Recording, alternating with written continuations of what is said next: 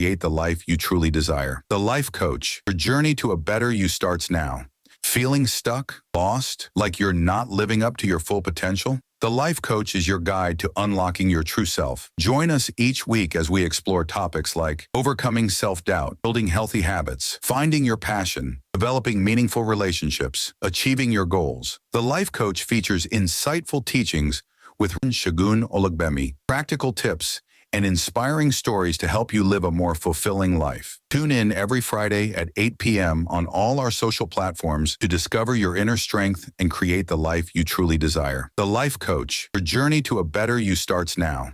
Feeling stuck, lost, like you're not living up to your full potential? The Life Coach is your guide to unlocking your true self. Join us each week as we explore topics like overcoming self-doubt, building healthy habits, finding your passion, developing meaningful relationships, achieving your goals. The Life Coach features insightful teachings with Segun Olugbemi, practical tips, and inspiring stories to help you live a more fulfilling life. Tune in every Friday at 8 p.m. on all our social platforms to discover your inner strength and create the life you truly desire. The Life Coach. Your journey to a better you starts now. Greetings to you, viewers, and Happy New Year. My name is Segun Olugbemi, and I'll be your coach for the next 25 minutes.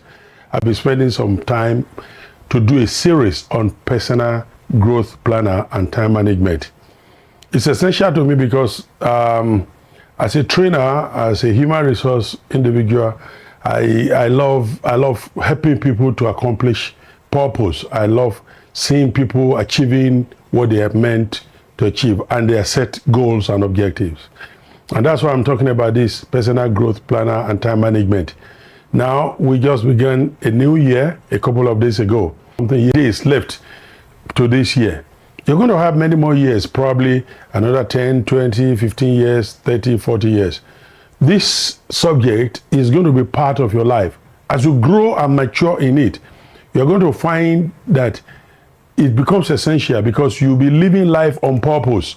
You will live intentionally. Your time will be managed. Your relationship will be managed.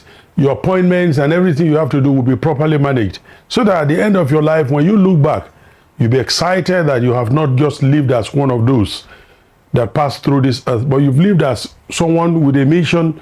You came, you saw, you conquered. That's my goal. And so let's start something. I'm going to read a passage of the Bible because it's my reference point for this series. And because I'm picking that because, one, it was written by a philosopher who was a king, and he was reputed to be the wisest man in his days. And up until now, not too many people have come to the level of his knowledge. He had all the quotients, the social quotient, he had the, his intelligent quotient and other quotients. He was a good man. Plus, he had the backing of God, who guided and provided all of his needs. And that's why I'm going to be using these scriptures. Ecclesiastes chapter 3, I will read from verses 1 to 8. And so he begins to say something like, to everything there is a season and a time for every purpose. Now, without going further than this, there are many things I could share from here, but let me just point out to you. It says to everything there is a season and a time for every purpose under heaven. Now, if that is true, which it is, then it tells you that if you don't go to school when you ought to go, if you go when you're already 50 years old, you are not likely, your comprehension level, your relationship skills, and every other thing skill you need to cooperate with this class and your colleagues, it's not going to be the same. For instance, I don't think at my age right now, if you already clock 60 and above, you cannot go to aviation school to want to be a commercial pilot.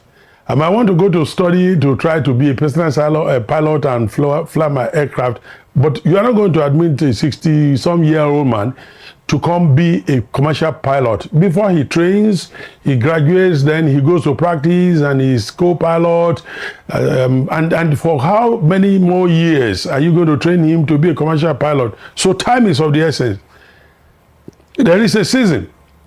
If a woman wants to marry and have kids, She has time, she has season.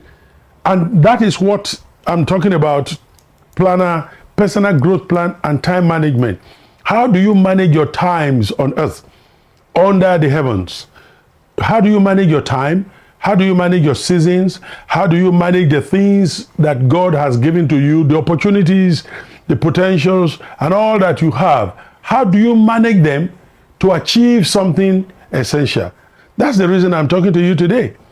You need to understand that this is essential, because in God's mind, He understands that you're not going to have all the days of your life here.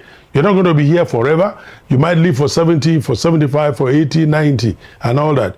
I lost my father last year at 94. And I remember something he said when he lost his sight. He said something, I wish it were possible to remove my brain and put it in a young child who has all his life to grow, and let me go. Because his brain was sharp, he was still understanding, he had everything, he had knowledge, memories of everything, but he didn't have his sight again. And so since he had no sight, he wished that his brain could live longer, but it was time to go. And then we parted ways, because there's a time for everything, and there's season, a time for a purpose under the heavens. So like I gave you illustration, if I want to be a pilot now, I probably have exhausted my time and season for that. And so if I have a purpose to accomplish, if you have a purpose, which you do, because God did not make any useless vessel. He didn't create anything that does not have a use. I hope I spend some time in future teachings to show you that. And actually David, the wise king of Israel, who was the father of this guy, Solomon, also shared a lot of things with us. And then he began to talk about how God made the mountain goats for his purpose. He made the grass for, the herbs for the use of men. And he made everything, the rivers, and everything has a purpose. Now you came to this earth and God made you for a purpose. The question is, are you going to be able to spend your time wisely, judiciously? Are you going to manage your time properly so that this purpose for which you were born will be achieved? So he goes on to say, a time to be born and a time to die. Now, I had a famous preacher, it was T.D. Jakes in America, who was sharing everything. He said when he shared his personal story, he said his father called him when his classmates were playing football on the field as a teenager, bouncing ball around, and they were playing basketball. All he knew to operate was dialysis machine. It was by the father's bedside. 40-something, the father was going. And he said to him, son, don't live the way I lived. He said, I came to this world and I just lived my life. I didn't figure out what life was about. He said, but just at the time I figure out why I'm here and what life is about, it's now time for me to go. Don't live this way. So he said he grew up with the consciousness of the fact that there is time and there is season. And I have to do everything to fulfill that purpose, because when the time to die comes, then everything that happens. Now he's telling you about management, about time management, a time to be born, and you just say a time to be born and time to die. But he said a time to be born, you should read it this way, a time to be born and a time to die. So 1920 to 2000, 1964 to 2006, whatever to this. So you see a time to be born and, so the and there is a conjunction to join the time to be born, then everything that comes in between, and a time to die. So you see that between the time to be born and the time to die is this lacuna, is this that God has given to you to do something, to achieve purpose, a time to which was planted, management. No, and now it tells you three things here. One, there's a time to plant. And it gives you the period that you have to nurture what you planted. If you need to apply manure, if you need to water it, well, the rain comes, the sun comes, the air comes, and then a time to pluck that what was planted. In other words, it's not just going to be a time to plant and a time to immediately you pluck up. It's going to be a time time to pluck that which was planted. In other words, there's times and seasons that will pass over what you planted, and you need to be patient and wait for it to mature. So what do you spend your time and season for when you have planted and that long and of 6 months, if it is coconut, if it's orange, another maybe 2 years, what do you spend, or 1 year or 6 months or 2 years or 4 years, what do you spend the time for?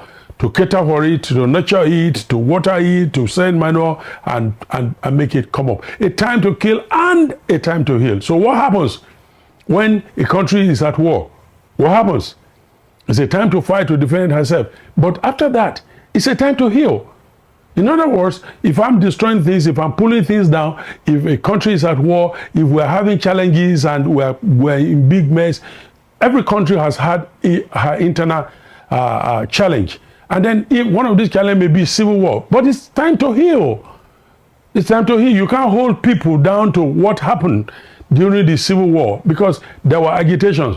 So what do we do to move on? We need to get away from what caused us to go into it and address the problem that took us to war in the first place. All right? So a time to kill and a time to heal, a time to break down and a time to build up. So now I bought a plot of land, and here the plot of land is all over up here, and I'm seeing everything. What do? Then I bring in grader, I bring bulldozer to mow down the trees, and then the grader to create the place and to landscape the land. That is the time to break down. What happens next? Now I want to plant, and I want to build. So how do you break down and build? You can't break down and just build. You want to break down, then you want to do your landscaping. Then the and build up includes the site engineers coming to take up, the geologists are coming to check where we go to get water. They want to check the texture of the ground, and they want to measure all that. The engineer is checking out the structure of the land and all that. Then the architect is coming in to see the space, to check up and put it on the scale, the kind of house that will come. We'll draw out the plan. Then we have to go into the building plan, go to the land office, development control to pay the bill. We have to wait to approve. We have to ensure we do not alter the plan that was approved, and we have to do. So all this falls within the and. Before we come to build, and before we say, I'm now warming up my house or I'm dedicating the house, that is a period before pulling down, buying, purchasing the property, pulling down, landscaping, doing all that built into it. In other words, this wise man, because I'm quoting Solomon because the guy had a very judicious use of time. He did some things that you do not want to do anyway with your time, such as marry 700 wives and 300 concubines, 1,000 women. Seems to me like it's a lot of work. 3 years, it hasn't come to some people's tongue yet. But leave that. But this guy is saying, out of wisdom, there are things that you must learn to do when you need to do them and how you must do them.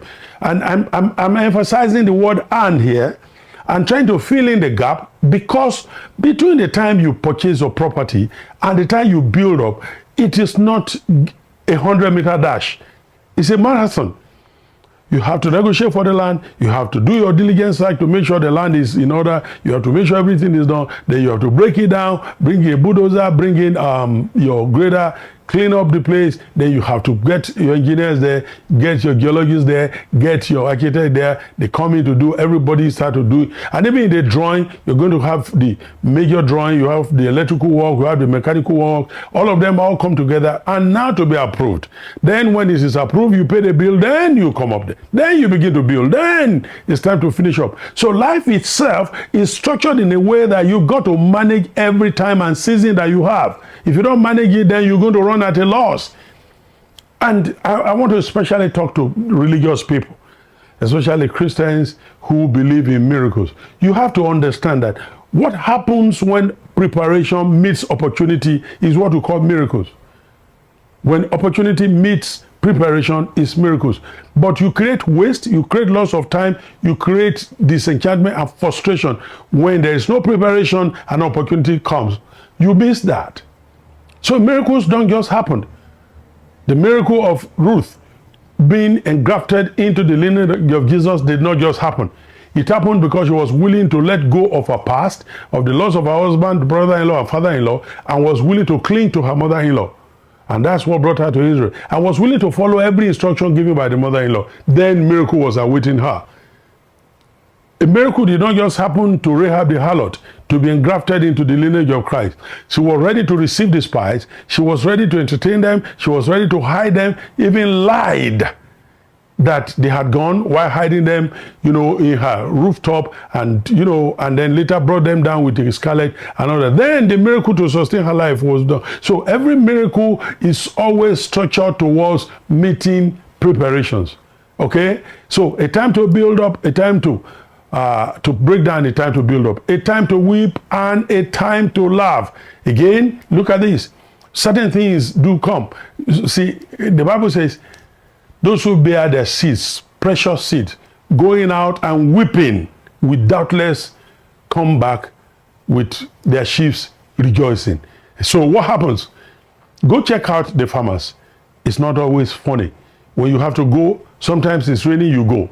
And so Ecclesiastes 11 from verse 1 says, plant your seed in the morning, sow your seed in the evening. You don't know whether this or that will prosper. Then he says, whoever observes the wind will not sow. If you observe the cloud, you will not reap. In other words, you have to look beyond circumstances. And sometimes when you are parting with your seeds, it brings tears out of your eyes. Recently we had to make some purchases to be able to do our broadcast. We do something. I wasn't laughing. It affected our budget, affected our plan. But it's bringing out something to you now. And you're able to see it because we put a lot of spending, a lot of expenses. There's weeping. But now the joy of laughter is yours, is ours. Because we are seeing the production that we put out there. And so how you plan between the time you're weeping and struggling and making effort to be relevant in your generation and the time you become what you dream to be or what you are meant to be is a time of weeping and then structuring your life, managing your life until you can accomplish that. A time to mourn and a time to dance. A time to cast away stones and a time to gather stones. You know what I'm talking about now. Because you get to a place and it appears as if there are stones that you don't want, you want to scatter them. But what if you have to get rocks, boulders, and shift them up while you are grading your land? But you have to get people to gather those stones and then to be able to make your German floor, to be able to make your DPC and settle them down. That is when you need stones. So these times, between the time to do the first thing and the time to do the second thing is the time to gather, cast away, and the time to gather is your planning time, is your management time, is your growth time. All right? Because between the time you plant your seed and the time you grow your seed, that's the time you have to begin to grow.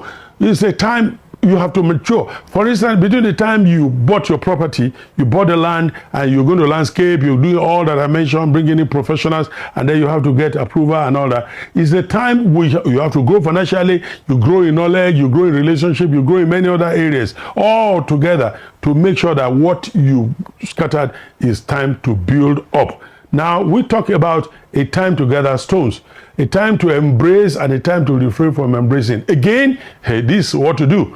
Jesus said to his disciples, I'm sending you out now to go declare the gospel. Tell them the kingdom of God is at hand. You do not have enough time. So when you go, be careful. If anyone greets you, don't even answer. And don't salute anybody. Just focus. And then somebody say, hey, now if you talk to me, I won't talk to you. Jesus said no. No, you don't understand. This is a culture where you say, people will come and they say, oh, you greet this other person, and then you hug this individual, and then you go this way, you kiss him by the right, kiss him by the left, and you refrain, and you hold each other, and you kiss again, and you say, how about your family? How about this? Then you grab each other again, you kiss here, and then you come here, you embrace, and you stand down, and you bend down, you stand up, you stoop up. Now, Jesus said, this is a matter of urgency. Know when to say bye. Between the time someone walked out on you or you embrace a relationship and the time you need to walk out from it, what do you do with that time? That's the challenge that a lot of people have. They don't know when to walk out. I counsel people a lot, and I hear people telling me, well, I can't just let go of this relationship. I've invested so much in it, and then my boyfriend or this one walked out on me. And I said, did it ever occur to you that he arrived and he had to leave? If it was meant for you in the first place, you wouldn't have left. So learn to let go when people part from you. That is what you spend. That's part of your time management. It's part of your growth. A time to embrace and a time to refrain from embrace. If you embrace this individual and they decide to stab you at the back, then do not give him opportunity to stab you again. So learn to let go. Withdraw yourself from that embracing. Now it's time to do something else.